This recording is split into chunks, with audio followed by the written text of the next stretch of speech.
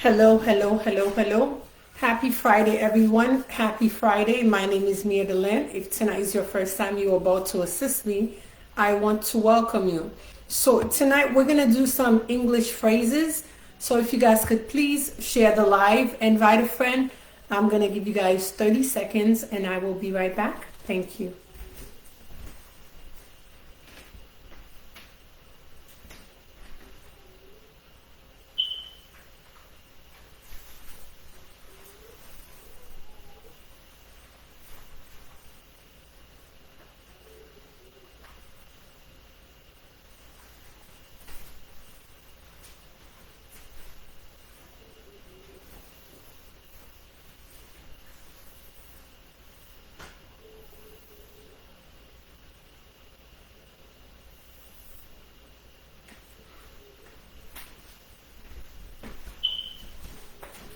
All right, we are back. So before we start, I would like each and everyone to please share the live. Avant que nous commencer, moi ta remè chaque moun partager live là, la gel sur un groupe, fait tout le monde connaît que nous on assoya, OK? Now, assoya nous pas faire quelques phrases pour en anglais que vous supposez connaître, OK? Gè quelques là d'ailleurs yo très commun. All right? How is everyone doing? I hope you guys had a wonderful day. My day was fantastic. So we're going to start with the first one, right? You're kidding. Okay? You're kidding.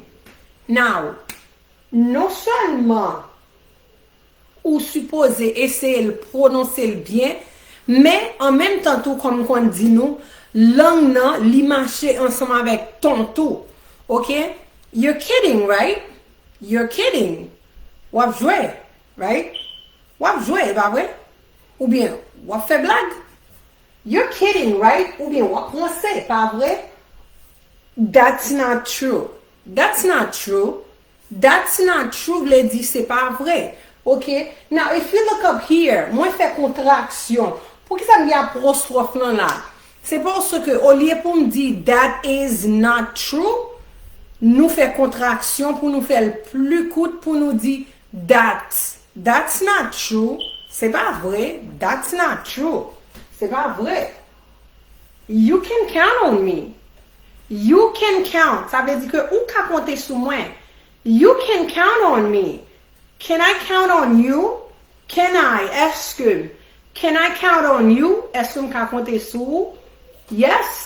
You can count on me. Ça veut dire que yes, ou ka compter sur moi. He deserves more than that.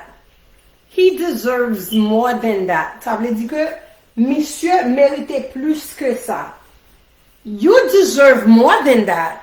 You deserve ou mérité. I deserve more than that. Moi mérité plus que ça. She deserves more than that. Fille mérité plus que ça.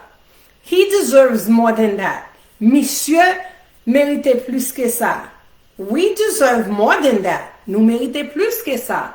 They deserve more than that. So now, pour langue ou pas paraître lou, what do deserve? Deserve. Okay, right here we have an S. Third person singular. Since we're talking about a man, so we're going to say he deserves. Monsieur mérité. He deserves more than that. He deserves more. Deserves. Ouais, je m'bral entrer dans more là. M'bral aller très slow pour qu'attendez. He deserves more. He deserves more. He deserves more than that. Monsieur mérite plus que ça. We're in the same situations. We're in the same situations. Another word. Nous dans même situation. You and I, ou même avec. We're in the same situation, okay? Now, parfois, ou kata de moun nan abdou, we're in the same boat. Nous dans même bateau. We're in the same boat. You and I are on the same boat. Nous dans même bateau. Ou même avec, nous dans même bateau, okay? You made a bad choice. Choice veut dire choix. You made a bad choice. Ou te fait un mauvais choix. You made a good choice. Ou te fait un bon choix. Bad choice, mauvais choix, good choice, bon choix. I think you made a bad choice. Mwen pense wote fon mauvais choix. Jump on the bandwagon. Come on, I want you guys to jump on the bandwagon. Léo do jump on the bandwagon, ça veut dire que suivre mouvement. I want you to follow me. Come on, everyone. Are you guys here? Pay attention to me. Jump on the bandwagon. Jump on the bandwagon on suivre mouvement. All right? Let's follow the movement. Let's pay attention. Follow along. Follow along. Let's do on suivre mouvement. Jump on the bandwagon. Okay? So make sure, lo ap essayer prononcer pas séparé yo. Wap di jump on the bandwagon. Bandwagon. Bandwagon. Pas essayer prononcer D, okay? Do not, because what will happen is soit di bandwagon li pa bon. Wap di jump on the bandwagon. Bandwagon. Alright? Suive mouvement. Once in a blue moon. Let's see. I speak to Hamilton once in a blue moon. Ça veut dire que je parle avec Hamilton rarement. Or I speak to Anson once in a blue moon. Ça veut dire que je parle à Anson rarement. I speak to you once in a blue moon. Once in a blue moon. Once rarement. Une seule fois. Once in a blue moon. Ok? Une seule fois comme ça. Once in a blue moon means rarely. Rarement. Alright? This is a piece of cake. Now, if someone says to you, this is a piece of cake, in other words, this is easy. Piece of cake vle di yon bagay ki facile. Okay? Now, sou tan de piece of cake, wap pense se morceau gâteau, se pa morceau gâteau, pou sa yo bal mo piece of cake lan. Gâteau se yon bagay ki facile a couper. Ou bagay goumen wap goumen. Piece of cake, in other words, it's easy. Then we have, don't raise your voice. Don't raise your voice, vle di, pa leve voix. Now, if I say to you, don't raise your voice at me, pa leve voix sou mwen, lower your voice, lower, descend, lower your voice, descend voix, lower your voice, descend voix. Don't raise your voice at me, pa leve voix sou mwen. Don't raise your voice, pa leve voix. Don't raise your voice at him, pa leve voix sou monsieur. Don't raise your voice at them. Pa leve voix sou yo. Don't raise your voice at her. Pa leve voix sou mamzelle. Don't raise your voice at me. Pa leve voix sou mwen. Lower your voice. Descend voix. I'm not getting involved. Alright? I'm not getting involved. Ça veut dire m'pa rentre dans ça. Alright?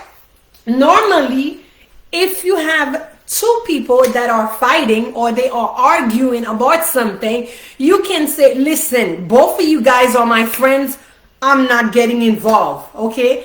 Mwen so di ou kon sa, normalement, sou gen deux moun kap goumen, an di ke deux moun sa ou se zanmi ou, yap diskute ou bien yap goumen, wap di, mpa pantre nan sa non, I'm not getting involved. I'm not getting in, getting in, getting in, getting in, getting in. I'm not getting involved. I'm not getting in.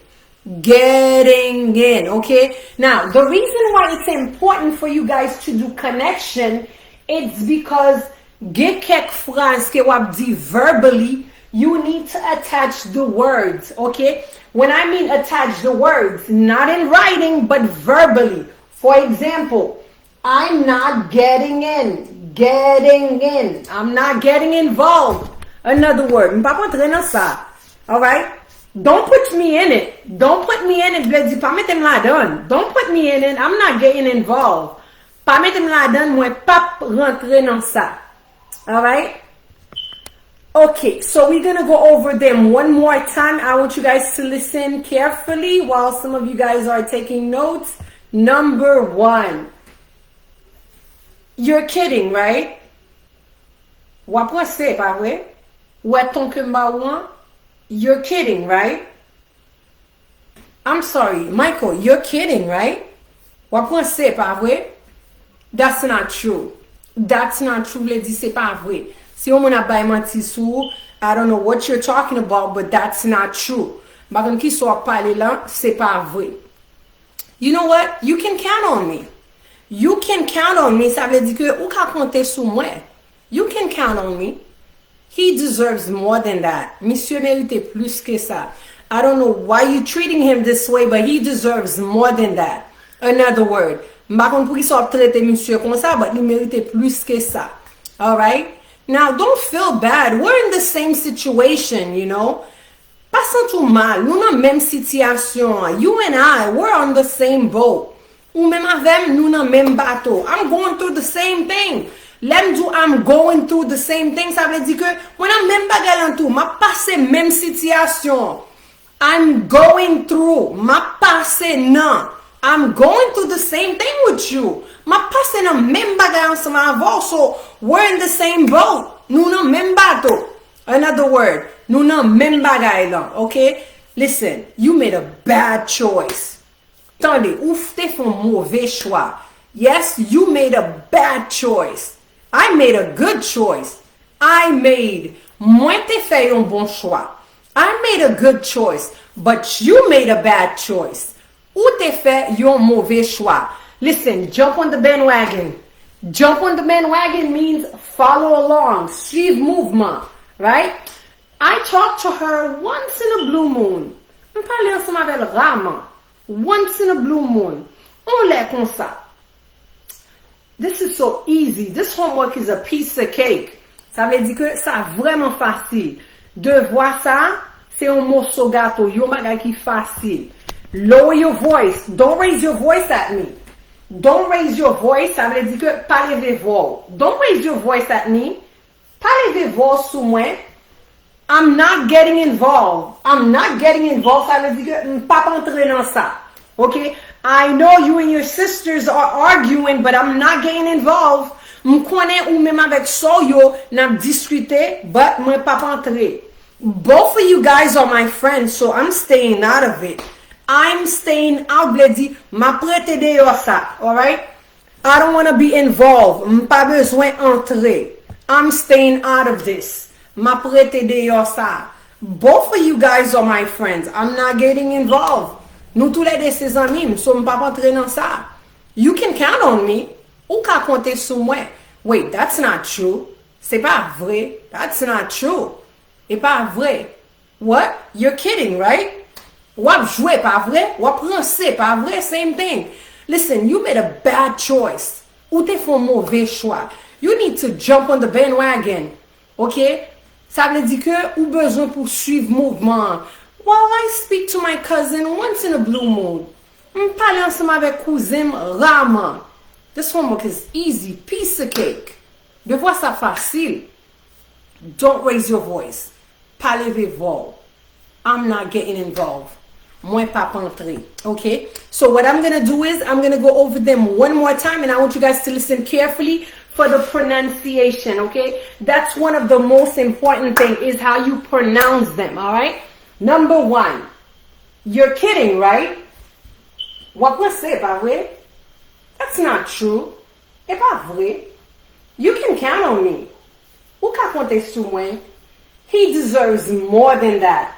Monsieur mérite plus que ça. We're in the same situation. Nous dans même situation. You made a bad choice. Ou te fait un mauvais choix. Jump on the bandwagon. Suive mouvement. Once in a blue moon. Rama. This is a piece of cake. Très facile. Don't raise your voice. Parlez voix. I'm not getting involved. Moi pas entrer dans ça. Listen, you're kidding, right? Tendez, ou penser, pas vrai? That's not true. C'est pas vrai. You can count on me. Ou ka compter sur moi. He deserves more than that. Monsieur mérite plus que ça. We're in the same situation. We're in the same boat. Nous dans même situation, nous dans même bateau. You made a bad choice. Ou te fait un mauvais choix. Jump on the bandwagon. Suive mouvement. Once in a blue moon. Rama. This is a piece of cake. Facile. Don't raise your voice. Parlez voix. I'm not getting involved. Moi pas entrer dans ça. If tonight is your first time you're watching me, I want to welcome you. If that's your second or third time, welcome again. My name is Mia Lynn. We meet every Mondays, Wednesdays, and Fridays. If you have not subscribed with me on YouTube, after this live, go to YouTube, type Apprendre Anglais avec Miss Miedeline. That's how you'll be able to subscribe with me. Si à soi c'était première fois ensemble avec moi, je vous merci et je vous bienvenue. Si c'était deuxième ou troisième fois, bienvenue encore. Non, moi c'est Miss Miedeline. Nous rencontrons chaque lundi, mercredi et vendredi. Ou même qui peut abonner ensemble avec moi. Après live là, allez sur YouTube, tapez Apprendre Anglais avec Miss Miedeline. C'est là où on peut abonner ensemble avec moi. Que vous Dieu m'en bénisse, que vous Dieu m'en guide, que vous Dieu m'en fait route ensemble avec ou même qui t'a acheté livre.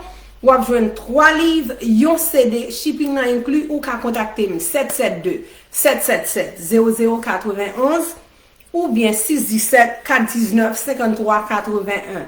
Ou même qui t'a aimé pour qu'on privé ensemble avec relève, moins qu'à aider. Ou même qui sont étudiants LPN ou bien RN, ou avez besoin pour passer une classe pour commencer le travail. So, ou même qui t'a aimé pour review ensemble avec contactez moins qu'à aider. 772-777-0091 ou bien 617-419-5381. Mary Tess Ducam, thank you my love, thank you so much. And also, ou même qui ont ti moun qui a difficulté pour lire ou bien écrire, si ti moun ça pas qu'à faire des voiles, contactez-moi, moins qu'à aider. Ou même qui sont CNA ou prend cours CNA déjà, ou pas qu'à passer test board là, soit disant que ou passer clinical là, ou pas qu'à passer writing là, contactez-moi, I can help you. Ou même qui pas qu'à passer test citizenship là, relève moins qu'à aider. Ou même qui besoin moun fill form I-134A là pour nous fait ça tout ou carrelé nous, ou même qui t'a remis nous fill pour travel document pour nous fait ça tout, TPS, nous fait tout bagay ça et tout. Once again, the numbers are 772-777-0091 or 617-419-5381. Don't worry about what's behind me. After the live, I will post everything up for you guys. Si c'est première fois sur mon page là, ou dit que moi nouveau sur page là, and I will welcome you again after the live. So guys, please share the live for me. Share it on groups, share it on Messenger, on WhatsApp, share it with your friends, your family. I don't know if you guys have any questions before I leave. Pas fatigué sous ça m'écrit dans tableau après live là m'a partager tout ensemble avant comme d'habitude. M'pa kon si nous avez question pour moi avant que m'aller écrit question m'a répondre. Sous fait par sous page là ou a écrit nouveau après live là m'a dit bienvenue encore. Don't forget. Page ça, c'est une page éducation qui est liée. Nous fait anglais la donne, nous fait promotion la donne, nous fait relation ensemble avec nous parler des filles, des garçons, des maris, nous fait tout bon bagay la donne, ok? Et not only that, si vous travail ou bien vous nouvelle important, n'a partagé tout sous page là ensemble avec. Ce qui veut dire que ou pas perdre rien, quel que soit côté depuis qu'on nouvelle qui tombe chaud. Ou doit connaître n'a partagé ensemble avec. Depuis nous combat sous page là 100% vérité, nous pas bail menti sous page là. Ça veut dire que depuis on bagay poster, nous 100% sûr de ça nous poster et puis tout nous quitter là aller. OK? So partager live là pour moi, partager là avec amis ou partager là avec famille et ou même qui habitué dans page là déjà, nouveau moun yo va welcome yo son famille que nous y sous page là, une kon l'autre. Pas oublier à 8h30, n'a gen cours, même cours que nous faisons chaque vendredi, chaque samedi, chaque dimanche, n'a parlé de coupes ensemble. All right? Stay positive, guys. I'll see you guys next Monday at 7:30. Have a blessed night. Good night.